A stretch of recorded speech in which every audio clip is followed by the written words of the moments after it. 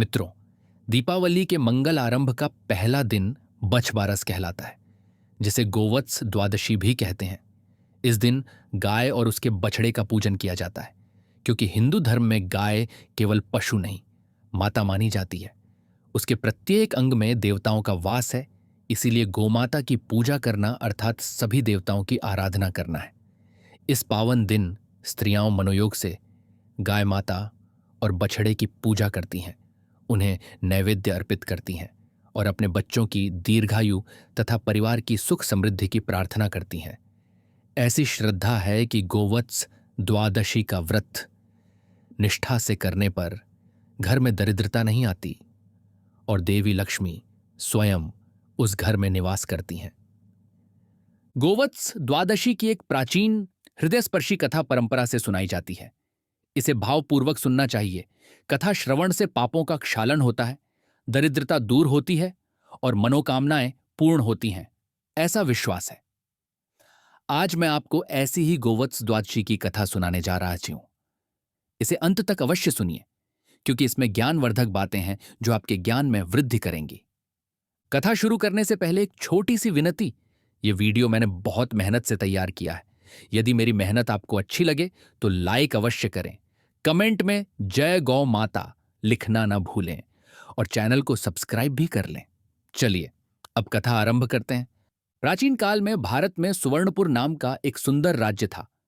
उस राज्य पर देवदानी नामक एक धर्मपरायण और दानशील राजा का शासन था। राजा देवदानी अपनी प्रजा से संतान जैसा प्रेम करते थे, लेकिन स्वयं निसंतान थे। सुख संपन्न जीवन होने पर भी संतान सुख के अभाव में राजदरबार में कुछ खिन्नता रहती थी।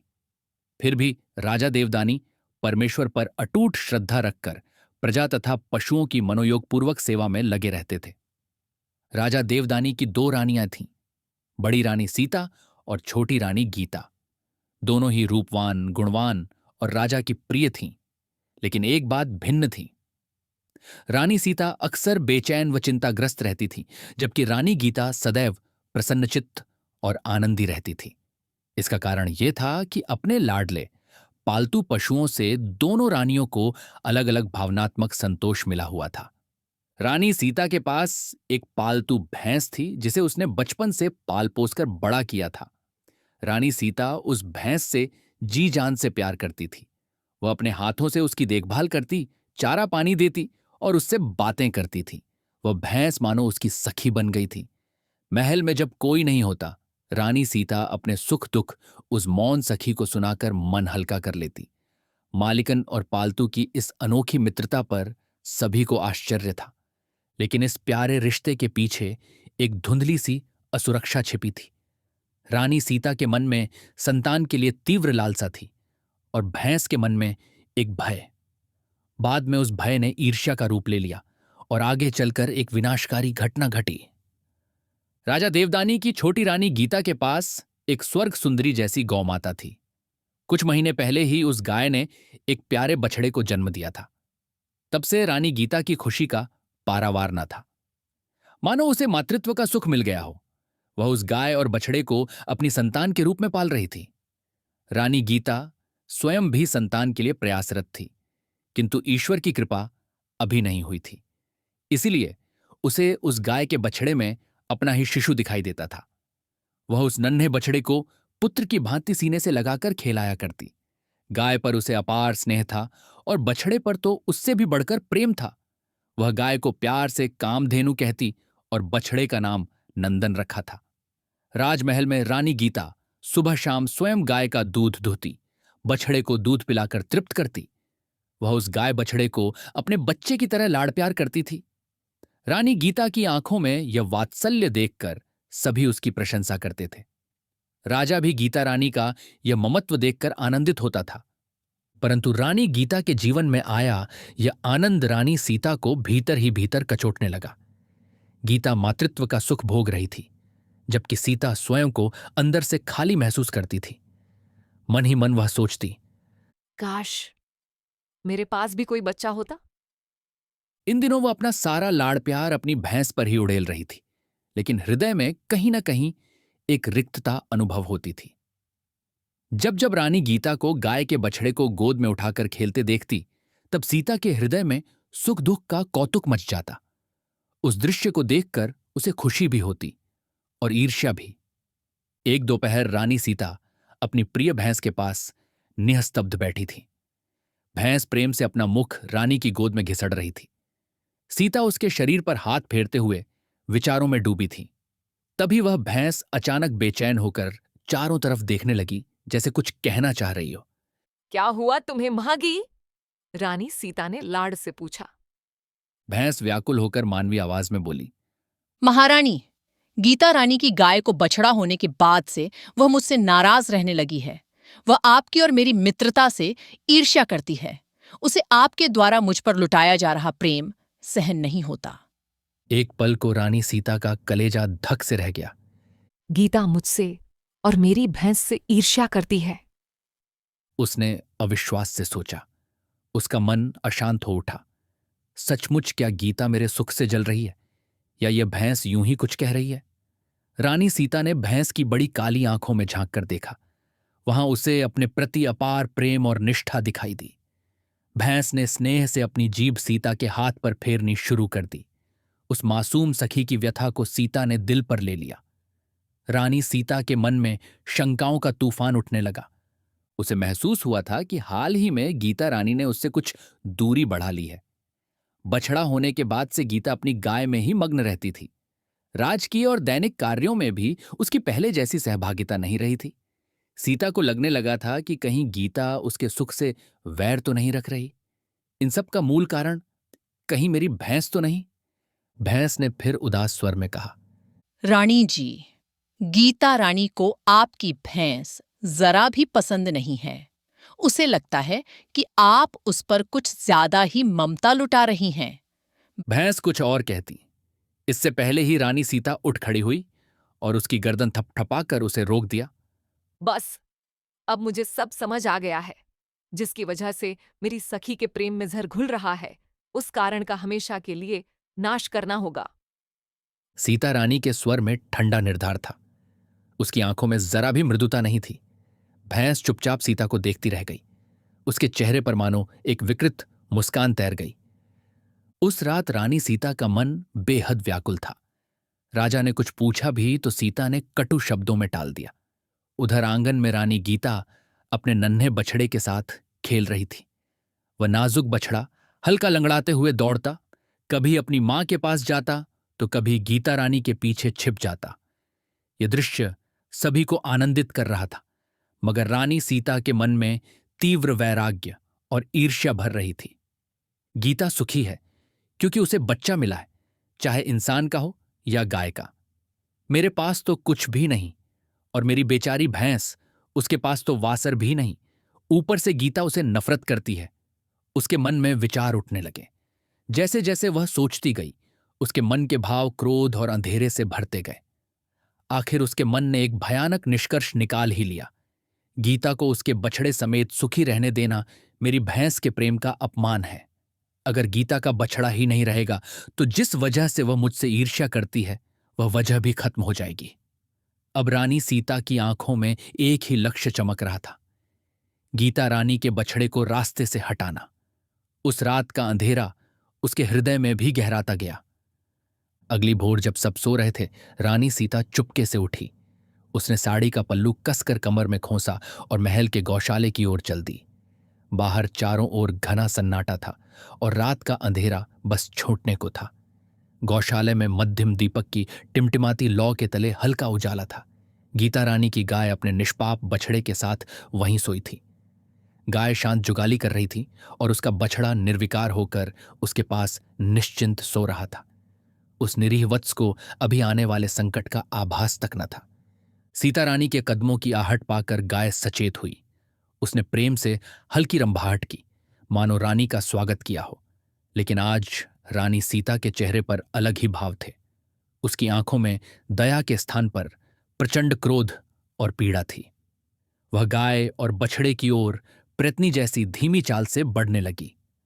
गाय को अनिष्ट का आभास हुआ तो वह घबराकर बछड़े को जगाने का प्रयास करने लगी, किंतु बछड़ा गहरी नींद में सोया हुआ था। पल भर में रानी सीता ने पास पड़ी बांस की एक मोटी लाठी उठा ली। आज तेरी सारी अकड़ उतारती हूँ। वह आपे से बाहर बड़बड़ाई। एक हृदय विदारक चीत्कार से गौशाला गूंज उठा। रानी सीता के हाथों की लाठी ने उस निर्दोष बछड़े पर क्रोध की बरसात कर दी। उस बेचारे ने एक अंतिम दर्द भरी चीख निकाली और एक झटके में सारा शोर थम गया। गाय पागलों की तरह जोर जोर से रंभाने लगी। जब रानी सीता को होश आया तो उसके हाथ का डंडा खून से सन चुका था। सामने बिछे बछड़े के शरीर से लाल रक्त की धारा बह रही थी। रक्त की कुछ छींटें जमीन पर पड़े गेहूंओं के दानों पर भी पड़कर चमकने लगी थीं। सीता रानी अवाक रह गई। मैं यह क्या कर बैठी? उसके हाथ से लाठी गिर पड़ी। मन में घोर घबराहट दौड़ गई। गाय असहाय स्वर में क्रंदन कर रही थी। सीता ने जल्दी से स्थिति संभाली। कोने में एक ऊंचे तख्त पर कल ही गेहूंओं की नई बोरियां रखवाई गई थीं। उसने इधर उधर नजर दौड़ाई। सौभाग्य से वहां कोई सेवक नहीं था। गाय के रोरव से किसी के जागने से पहले ही यह सब छिपाना जरूरी था। रानी सीता दौड़कर गेहूं के ढेर की एक बोरी चीर दी।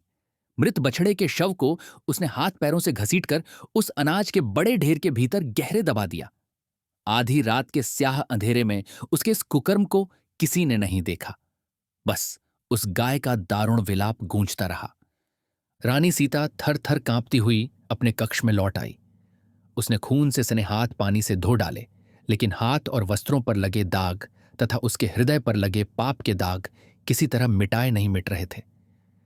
सुबह की उजाला फैला तो महल के नौकरों ने गौ माता की विकल रंभाहट सुनी और यह समाचार राजा तक पहुंचाया। राजा देवदानी और रानी गीता घबराकर गौशाले की तरफ दौड़े। वहां का दृश्य देखकर रानी गीता का कंठ रूंध गया। उसकी प्यारी गाय विक्षिप्त सी अपने बछड़े को ढूंढ रही थी। बछड़ा कहीं दिखाई नहीं पड़ रहा था। गौशाले की जमीन और दीवारों पर सूखे खून के धब्बे चिपके थे। यह दृश्य देखकर शरीर में सिहरन दौड़ गई। रानी गीता व्याकुल होकर बिलख उठी। मेरा बछड़ा कहाँ चला गया? किसी ने उसे देखा क्या? सेवक रक्षक चारों ओर बछड़े को ढूंढने लगे, पर वह कहीं नहीं मिला।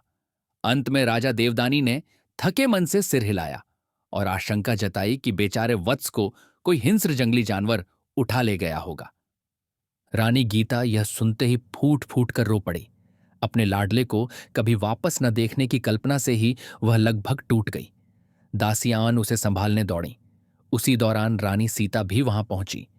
उसने अपने जज्बातों पर लगाम कसकर चेहरे पर चिंता के भाव ओढ़ लिए और पीछे रहकर यह करुण दृश्य देखने लगी। रानी सीता के मन में पश्चाताप का एक तूफान चल रहा था। गीता रानी के आंसू उसके दिल पर शूल की तरह चुभ रहे थे, पर स्वयं को बचाने के लिए उसे चुप रहना पड़ रहा था। वह भी गर्दन झुकाकर खड़ी हो गई, जैसे बछड़ा गायब होने का उसे भी गहरा दुख हो। राजा देवदानी ने दोनों रानियों को ढाढ़स बंधाया।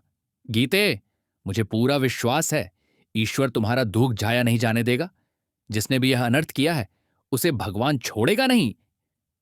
राजा क्रोधित भी था और दुखी भी। गीता रानी को समझाना अत्यंत कठिन था। एक मां ने अपना लाल खो दिया हो तो उसकी क्या दशा होती है, यह राजा समझ सकता था। गीता रानी व्याकुल मन से आंसू बहाते हुए परमात्मा को पुकार रही थी। अंततः राजा देवदानी ने सभी को कुछ देर शांत रहने को कहा। उन्होंने मन ही मन भगवान विष्णु का स्मरण किया और सबने मिलकर ईश्वर से प्रार्थना की। राजमहल शोक के सागर में डूब गया। दिवाली का पर्व निकट होने पर भी ऐसी दुर्दैवी घटना हो गई थी। शाम को राजा देवदानी प्रतिदिन की भांति राजभोज के लिए बैठे। रानी गीता शोक के कारण भोजन पर नहीं आई थी। रानी सीता भी बुझी बुझी सी भोजन कक्ष में उपस्थित थी। राजा के आग्रह पर वह आकर बगल में बैठ तो गई, मगर उसके हाथ कांप रहे थे। उसने एक थाल में चावल परोसना शुरू ही किया था कि सहसा मानो आकाश से रक्त और मांस की वर्षा होने लगी, जिसने राजा की थाली समेत चारों ओर के भोजन को पल भर में सड़ते रक्त मांस के ढेर में बदल दिया। महल में उपस्थित सेवक और स्वयं रानी सीता भी यह भीषण अपशकुन देखकर चीख पड़े। राजा देवदानी यह अकल्पनीय दृश्य देखकर सिहर उठे। यह कैसा अपशकुन है, उनके मुंह से निकला। रानी सीता घबराकर उछल पड़ी। उसने यह महाभयानक चमत्कार देखकर आंखें भींच लीं। उसके अपराधी मन में भय के कांटे उगाए। उसे तुरंत समझ में आ गया कि यह उसी के पाप का परिणाम है। दरबार में चारों ओर सनसनी फैल गई। ऐसा भयानक अपशकुन पहली बार घटित हुआ था। राजा देवदानी ने धीरज रखते हुए तुरंत उस कक्ष से प्रस्थान किया। उन्होंने पवित्र जल से स्नान किया और स्वच्छ वस्त्र धारण किए। इस घटना का कोई कारण उन्हें समझ नहीं आ रहा था। तभी महल में एक दिव्य नाद गूंज उठा। सभी लोग अवाक होकर सुनने लगे। आकाशवाणी गंभीर स्वर में बोली, हे राजन देवदानी, तेरा अन्न अपवित्र हो गया है, क्योंकि तेरे ही गृह में बड़ा पाप हुआ है। तेरी ही एक रानी ने एक निर्दोष बछड़े का वध किया है। उसी पाप के फल स्वरूप यह अमंगल हुआ है। यह सुनते ही राजा देवदानी सन्न रह गए। भला कौन सी रानी ऐसा पाप कर सकती है? उनके मन में सीता और गीता दोनों के चेहरे उभरे। गीता रानी तो स्वयं अपने बछड़े के वियोग में व्याकुल थी। फिर यह आरोप। राजा की आंखें आश्चर्य और क्रोध से तनकर सीधा रानी सीता की ओर मुड़ गईं। रानी सीता स्तब्ध खड़ी थी। उसका चेहरा मृतक सा सफेद पड़ गया था। आंखों से आंसू बह रहे थे। उसकी मुख मुद्रा से स्पष्ट हो रहा था, आकाशवाणी ने जिस अपराध को उजागर किया है उसकी अपराधिनी वही है। राजा ने कांपती आवाज में पूछा, सीते, इन वचनों का क्या अर्थ है? तुम कुछ कहना चाहोगी? रानी सीता के होंठ सिले हुए थे। वह जड़वत जमीन की ओर ताकती रही। धीरे धीरे उसने सिर उठाया और पति की आंखों में देखा। उन आंखों में पश्चाताप, लज्जा, अपराधबोध और करुणा के मिश्रित भाव थे। मुझे क्षमा कर दीजिए स्वामी। उसके मुख से बस इतने शब्द निकले और वह फूट फूट कर रोने लगी। रानी सीता ने दोनों हाथों से मुख ढांपकर जोर जोर से विलाप करना शुरू कर दिया। उसके पाप की ज्वाला आंसुओं की धार बनकर बहने लगी। उसे इस हालत में देखकर राजा को सब समझ आ गया। उन्होंने निराशा से आंखें मूंद लीं। दरबार में उपस्थित लोगों के लिए भी यह अत्यंत आघातपूर्ण क्षण था। जिस महारानी पर सभी को अटल विश्वास था, उसी ने ऐसा घोर पाप किया, ये जानकर सब हतप्रभ थे। राजा देवदानी ने स्वयं को संभाला और आकाशवाणी को आगे ध्यान से सुनने लगे। दिव्यवाणी कह रही थी, हे राजन, तू चिंता में मत पड़। कलाश्विन कृष्ण द्वादशी तिथि है, जो आगे चलकर गोवत्स द्वादशी के नाम से प्रसिद्ध होगी। कल सुबह पहली किरण के साथ ही इस पापकारिणी की भैंस को अपने राज्य से तुरंत बाहर निकाल दो और शुभ मुहूर्त पर गाय तथा बछड़े की पूजा करो। दिन भर व्रत रखो। विशेषकर गाय का दूध आहार में मत लो और छुरी से काटे हुए फल मत खाओ। कल की पूजा से पापों का शमन होगा और मरा हुआ बछड़ा भी पुनः जीवित हो जाएगा। यह आदेश सुनकर पूरा राजदरबार स्तब्ध रह गया। अकल्पित रूप से मुक्ति का मार्ग निकल आया था। राजा देवदानी ने तुरंत आज्ञा दी कि रानी सीता की भैंस को राजमहल से और राज्य से तुरंत बाहर निकाल दिया जाए। कुछ सैनिक भागे और उस भैंस को पकड़कर ले गए। रानी सीता ने दूर ले जाई जा रही अपनी प्रिय भैंस की ओर देखा तो उसके हृदय में पीड़ा हुई, पर उसे भान हो गया। जो भैंस उसकी सच्ची सखी थी, उसी ने उसे पाप के रास्ते पर प्रवृत्त किया। अब उस पाप का प्रायश्चित ही उसका एकमात्र कर्तव्य था। राजा देवदानी ने अगले दिन होने वाले व्रत पूजन की तैयारियां शुरू करने का हुक्म दिया। रानी गीता के लिए तो यह पूरा घटनाक्रम मानो स्वप्न जैसा था। उसका बछड़ा मार दिया गया, उसकी सौतन ही दोषिणी निकली और अब ईश्वर की कृपा से बछड़े के फिर जीवित होने की आशा है। दुख, क्रोध, आशा, प्रेम, करुणा, अनगिनत भाव उसके हृदय में एक साथ उमड़ रहे थे। रानी गीता पुनर्जीवन की आशा बांधकर आंखों के आंसू पोंछकर पूजा की तैयारियों में लग गई। रानी सीता को तो स्वयं पर ही क्रोध आ रहा था। अपनी निर्दोष बहन समान रानी को किस पाश्विक ईर्ष्या के वश में आकर उसने इतना कष्ट दिया। उसने स्वयं को धिक्कारा, लेकिन भगवान ने ही प्रायश्चित का मार्ग दिखा दिया था, पश्चाताप और पूजा। संध्या को रानी सीता ने अगले दिन के व्रत का कठोर संकल्प लिया। आंखों में आंसू भरकर उसने परमात्मा के सामने हाथ जोड़कर प्रार्थना की, प्रभु, आपने मेरे पाप से मुक्ति का मार्ग दिखाया, इसके लिए आपका कोटि कोटि धन्यवाद। कल मैं निष्काम भाव से गाय बछड़े की पूजा करूंगी। मेरा अपराध क्षमा करना और उस निष्पाप प्राणी को जीवन दान देकर मेरी बहन गीता को उसका बच्चा लौटाना। अगले दिन आश्विन कृष्ण द्वादशी का सूर्योदय हुआ। वह दिवाली पर्व का पहला दिन था। आज सुवर्णपुर में एक नई परंपरा का श्री गणेश होना था।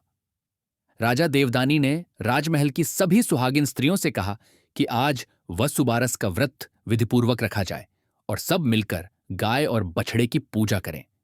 प्रजा में भी यह संदेश भिजवा दिया गया कि कोई भी स्त्री उस दिन गेहूं मूंग से बने अन्न, छुरी से कटे फल या दूध से बने पदार्थ का सेवन न करे।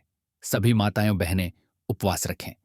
राजमहल में रानी गीता और रानी सीता दोनों ने ही निर्मल हृदय से गोवत्स द्वादशी का व्रत धारण किया। रानी सीता प्रायश्चित के आंसुओं से स्वयं को शुद्ध कर रही थी, तो रानी गीता भक्तिभाव से अपनी गौ माता की सेवा में तल्लीन थी। सुबह स्नान कर दोनों रानियों ने स्वच्छ वस्त्र पहने, सुगंधित फूल, हल्दी कुमकुम, अक्षत, दीपक और पकवानों से पूजा की थाली सजाई गई। राजमहल के गौशाले से आदरपूर्वक गीता रानी की गाय को आंगन में लाया गया। महल के प्रांगण में तुलसी वृंदावन के समीप गाय और बछड़े के लिए शुद्ध स्थल सुसज्जित किया गया था। गाय को हल्दी और अक्षत लगाकर सुगंधित जल से स्नान कराया गया। उसके ललाट पर चंदन कुमकुम का तिलक किया गया। गले में रानी ने अपने हाथों से फूलों की माला डाली। गौ माता मानो दरबार में देवी के समान विराज रही थी। उसका दुख भी जैसे कुछ कम हो गया था, क्योंकि उसकी आंखों में फिर से ममता की झलक थी और रंभाने में आश्वस्ति का स्वर। अब रानी गीता ने अत्यंत श्रद्धा से गाय का पूजन किया। शाल ओढ़कर वह विनम्रतापूर्वक गाय के सामने बैठी और अपने हाथों से गौ माता के चरणों में दूब अर्पित की, हल्दी कुमकुम समर्पित किया। पास ही अगरबत्ती और घी के दीपक प्रज्वलित थे। रानी सीता भी भाव विह्वल होकर गाय की सेवा कर रही थी। उसने आदरपूर्वक गाय के चरण धोए और वह पवित्र जल अपने माथे से लगाया। गाय ने आश्वस्ति भरी नजर से सीता की ओर देखा, जैसे उसके अपराध को क्षमा कर रही हो। यह देखकर रानी सीता की आंखें फिर डबडबा उठीं। मध्याह्न में दोनों रानियों ने मिलकर गाय को उसकी प्रिय पूरनपोली का नैवेद्य दिखाया और प्रेमपूर्वक खिलाया। शक्कर का नैवेद्य तथा करंजी जैसे मीठे व्यंजन भी आदरपूर्वक अर्पित किए गए। गाय ने प्रेम से वह नैवेद्य स्वीकार किया। महल भर में सभी को प्रसाद वितरित किया गया। एक पवित्र संतोष का वातावरण छा गया। राजा देवदानी ने स्वयं मंत्रोच्चार के साथ गाय की तथा उसके समीप बछड़े की मिट्टी की प्रतिमा स्थापित कर उसकी भी पूजा की। चूंकि बछड़ा वहां नहीं था, गाय के पास उसके प्रतिरूप स्वरूप वह मूर्ति रखी गई और गाय से मानो कहा गया, हे देवतुल्य गौ माता, तुम्हारा बच्चा शीघ्र ही तुम्हारी गोद में लौट आएगा, धैर्य रखो। गाय ने भी एक करुण रंभाहट के साथ मानो सिर हिलाकर सहमति दी। संध्या समय गोधूली वेला आते ही गाय बछड़े की पूजा संपन्न हुई। अब सभी उस चमत्कारी क्षण की आतुरता से प्रतीक्षा कर रहे थे। जिस बछड़े के लिए इतने विधि विधान हुए, वह ईश्वरीय कृपा से अब कैसे लौट कर आता है। रानी गीता और रानी सीता दोनों गौ माता के पास भूमि पर बैठी थीं। गाय बेचैनी से कभी मुंह ऊपर उठाकर हवा सूंघती तो कभी जमीन सूंघती थी। रानी गीता ने आंखें मूंदकर मन ही मन प्रार्थना की, हे गौ माता, हे दयालु भगवान, मुझे मेरा बच्चा वापस दे दो। रानी सीता भी हृदय से भगवान से विनती कर रही थी, हे ईश्वर, मेरे अपराध क्षमा करके इस दिन को मंगलमय कर दो। दरबार के सभी सदस्य सांस रोके उस गाय को देख रहे थे। जैसे जैसे सूर्य डूब रहा था, गाय की व्याकुलता बढ़ रही थी। वह पूजा के स्थान से उठकर खुले आंगन में चक्कर काटने लगी, मानो कुछ खोज रही हो। अचानक उसने हवा में कुछ सूंघा और एक ओर जोर से दौड़ पड़ी। उस दिशा में राजमहल का अन्न कोठार था। राजा देवदानी, रानी गीता और सीता भयभीत होकर उसके पीछे पीछे कोठार की ओर भागे। गाय ने जोर जोर से जमीन कुरेदनी शुरू कर दी। वहां गेहूंओं के पहाड़ जैसे विशाल ढेर लगे हुए थे। गौ माता अपने सींग और खुर से उन गेहूंओं के ढेरों को उधेड़ने लगी। ठहरो, धीरे, राजा ने आवाज लगाई, लेकिन गाय की तड़प रुकने वाली न थी। इतने में उस गेहूंओं के ढेर में कुछ हलचल सी दिखाई दी। रानी गीता ने सांस थामकर उधर देखा। अचानक एक छोटा सा भूरा मुंह बाहर निकला, फिर दो कान, और देखते ही देखते उस पूरे गेहूं के ढेर को चीरते हुए वह नन्हा सा बछड़ा जीवित उछलकर खड़ा हो गया। भगवान का अनुपम चमत्कार साक्षात सुवर्णपुर ने देखा। मृत अवस्था में दफनाए गए उस बछड़े को नया जीवन मिल गया था। गाय ने आनंद से ऊंचे स्वर में रंभाया और दौड़कर अपने बच्चे को चाटने लगी। रानी गीता खुशी के मारे वहीं खड़ी खड़ी पलक झपकाना भूल गई। उसे भी रुलाई आ गई अपने जिगर के टुकड़े को पाकर वह दौड़ी और उसे बाहों में भर लिया। नंदन, मेरे बच्चे! वह रोते रोते उसे दुलारने लगी। वह नंदन बछड़ा भी अपनी मां और गीता मैया को पहचान कर आनंद से उछलने कूदने लगा। रानी सीता ने यह दृश्य देखा तो दोनों हाथ आसमान की ओर उठाकर धड़ाम से जमीन पर गिर पड़ी। प्रभु, आपकी कृपा अपार है। वह गदगद होकर बोली। राजा देवदानी की आंखों में भी आंसू आ गए। उन्होंने आगे बढ़कर दोनों रानियों को उठाया और सामने जीवित खड़े बछड़े की ओर देखते हुए भावुक स्वर में कहा, हे परमात्मा, तुम्हारा अनंत शुक्रिया। राजदरबार के सभासदों ने भी उल्लास से जयकार किया। कुछ क्षण बाद रानी गीता और रानी सीता दोनों राजा के सामने आ खड़ी हुईं। गीता रानी ने कोमल मुस्कान के साथ सीता रानी का हाथ थाम लिया। दीदी, आपसे बड़ी भूल हो गई थी, लेकिन भगवान ने हमें क्षमा कर दिया है। मुझे मेरा बच्चा वापस मिल गया। अब मैं भी आपका अपराध भूल चुकी हूं। उसने प्रेम पूर्वक कहा। यह सुनते ही रानी सीता की आंखों से आंसू झरझर बहने लगे। उसने गीता रानी के चरणों में सिर रखकर क्षमा मांगी। गीता ने उसे उठाकर गले से लगा लिया। आइए, हम फिर से बहनों की तरह प्रेम से एक साथ रहें, गीता ने कहा। राजा देवदानी ने दोनों रानियों की ओर देखा और उन्हें एक दूसरे को क्षमा कर गले मिलते देख परम तृप्त हुए। उस रात रानी गीता और रानी सीता ने मिलकर नए जीवन पाए, बछड़े को खूब लाड़ प्यार किया, मानो उसकी खुशी में डूबकर सारे दुख भुला देना चाहती हों। राजमहल आनंदोत्सव में नहा उठा। गोवत्स द्वादशी के व्रत पूजन ने सचमुच चमत्कार कर दिखाया था। इसकी महिमा सर्वत्र फैल गई। अगली सुबह राजा देवदानी ने दरबार में घोषणा की कि आज से प्रतिवर्ष गोवत्स द्वादशी का व्रत संपूर्ण राज्य में मनाया जाएगा। आश्विन कृष्ण द्वादशी के दिन सभी श्रद्धापूर्वक गाय और बछड़े की पूजा करेंगे तथा उपवास रखकर उस दिन गाय के दूध, घी, गेहूं, मूंग और छुरी से कटे फलों का त्याग करेंगे।